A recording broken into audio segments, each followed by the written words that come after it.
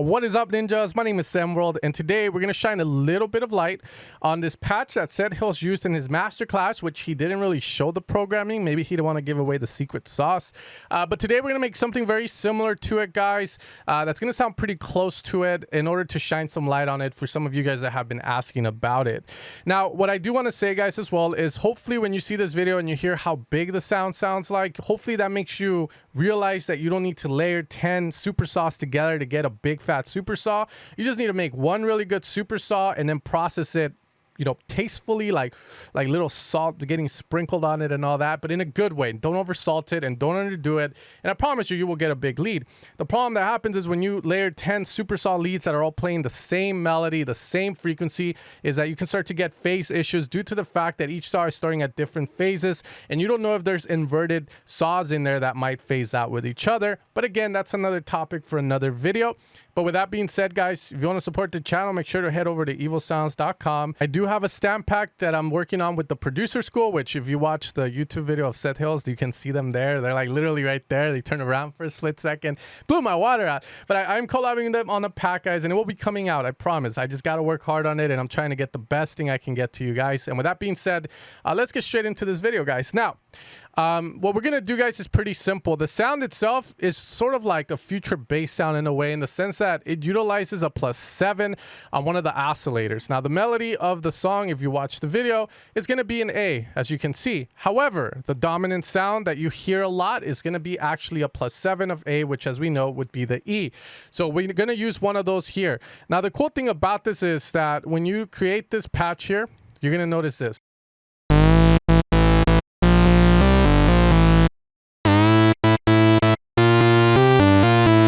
Sounds pretty cool, right? Now, right now I haven't detuned it yet, but I do have a little bit of pitch bends going on the MIDI that I've used. This is the Seth Hills recreation, my recreation. It's the bootleg. You know, you walk around LA, someone tries to sell you a DVD. That was me.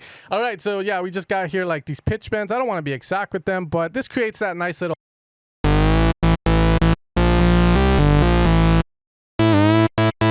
Yeah, I fucked up a little there. But you guys get the idea with that. And I think this should have been like right there.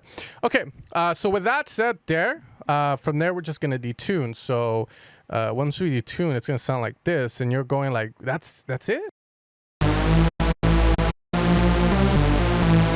Now, this is where it can get a little tricky because we got to get the detunement right and we got to get these voices unison right. Now, I do have a complete guide to Master Serum if you guys want to get super into this sound design stuff or know what I'm doing when I move the knob. But in essence, all I'm doing is I'm telling this oscillator, hey, make 4 babies.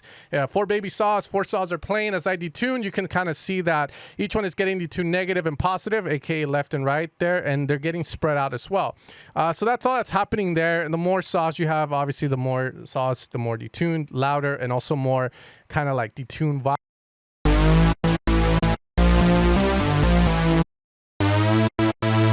Just keep in mind, you do get a different vibe with this, so you want to be a little careful. Now, what I say usually is if you want a bit of presence and mono still with the super saw that you're creating, try to go with odd numbers.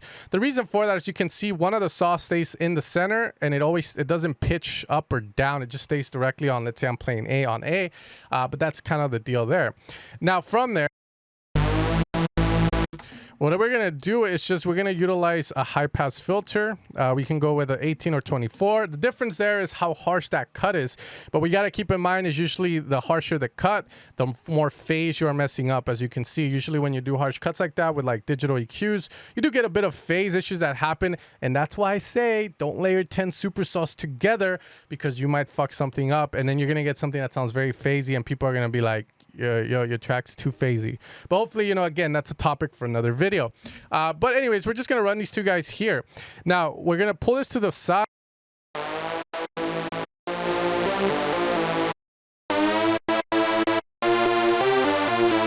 Okay, and then we're just going to maybe just distort a bit. Of course, we're going to add everyone's favorite, OTT, which is going to be over the top compression. We're going to EQ out some of the lows again.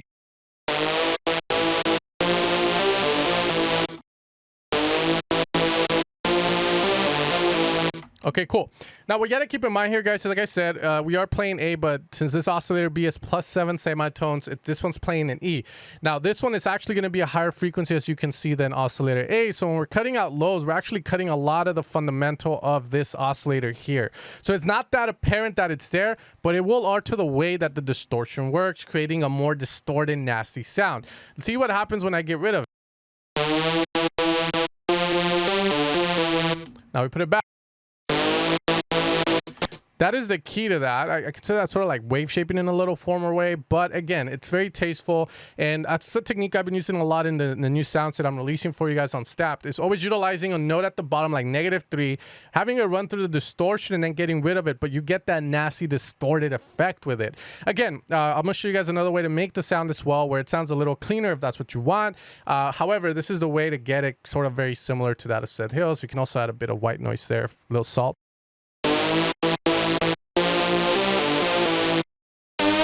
Okay, from there, we can get more technical with this, like, you know, maybe add a bit of mids to it because it does sound a little thin. So if you ever want to add power or more body to a sound, you do it on the mids, guys, not on the high. You can see the difference that it makes. So again, if you want to add body to your lead sounding thin, someone tells you they sound thin, a lot of times the culprit is OTT, and also you might want to boost a bit of the mids out. Now, I currently opened up span as we're about to EQ a bit of the sound. And the reason I like to have span open, guys, is because it kind of shows me the frequency layout of the sound. As we said, if you want to add body to the leads, you do have to boost a bit of the mids. However, again, this is going to tell you if you have pushed it too much or if you have pushed it too little. So as you can see, there's a lot of sort of highs, but then the mids, they're kind of up there. We can definitely push them a little bit more, like just by doing a little boost there. But as one of my mentors once told me, if you want to boost something, a frequency, it's better to saturate it in. So that's where Filter Saturn is going to come into play. Now, what I'm going to do is I'm going to default set this. I'm not going to open up a preset for it. And I'm going to talk a little bit about it. Now, Filter Saturn is a saturation plugin. And saturation, all it does is it adds harmonics to the lead. Now, you may be going like, what the fuck does that mean? What that means, guys, is that you're gonna, let's say you have a sine and you distort it. What happens? You get more upper harmonics, upper frequencies coming into play. You can get even or odd. Again, you're probably wondering, what the fuck does that mean? All I'm saying is it makes the sound fatter. Okay, I know some of you guys just want to hear that and you're like, yes, yeah, fuck yeah. But again, it just makes it fatter. But again, you have to do it tastefully. Now, what Seth Hills uses it as, however, is as an EQ, as well as a little bit of saturation. So we're gonna make a couple of bands. Again, we're gonna have our mids here, which is our body, our mid highs, and then our devilish highs, which we don't probably want to boost anymore because there's already too much of them. But the key thing you guys gotta realize with this, guys, is that this kind of mixing can also be seen as sound design in a way, because some people might like to just boost a little bit of the mids and that's it, and it sounds like big roomy. However, some people want to shape it to sound a little dirtier, and again, that's more of a sound design aspect of it. Now, here we have the mids. So there's a little bit of saturation already coming into play, as we do have a warm tape on it with a bit of drive there. However, again, like Seth Hills does, we're just going to boost this a little bit up. Now we're going to turn it off. And so you see how very tasteful that is. Again, if you want to add body to lead, mids. So let's say we get a little crazy, and then we'll boost some of the highs here. All right, I do have that reverb, so let's get rid of it. Okay, there we go. So from there, guys, the reason that Seth Hills decides to use another EQ in his chain is called signal flow.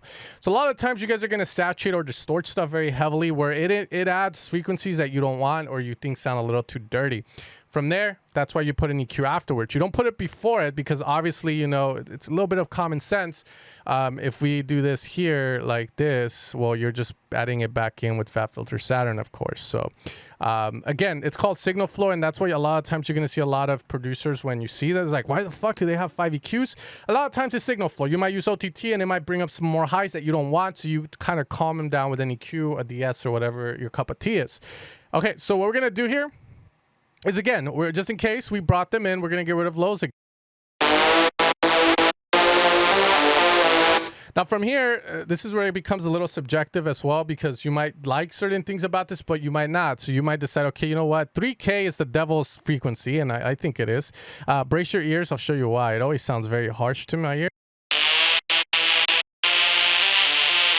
So we can decide go like. But again, you know, to some people that might be a very crucial element, so we're just gonna leave it as is. But again, here's where we can start to boost maybe, you know, highs or more. So again, we're gonna open up our span. And I think I can add a bit more highs to it in all honesty, so we'll do that.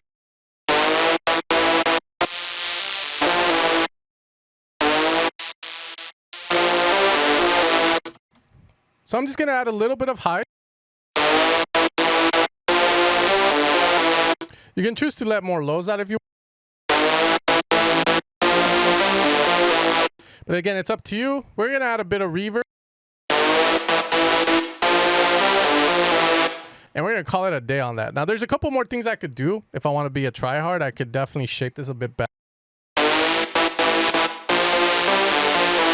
I can add like a reverse pitch to the sound to give it a little bit of that big room swag, as I like to call it, because this makes the sound a little more alive. So we can add that there, then pull back. We can do it forward if you wanted to punch as well. But another thing too is you can go with an LFO, again, try hard and make it super fast so that it sounds a little grittier as well.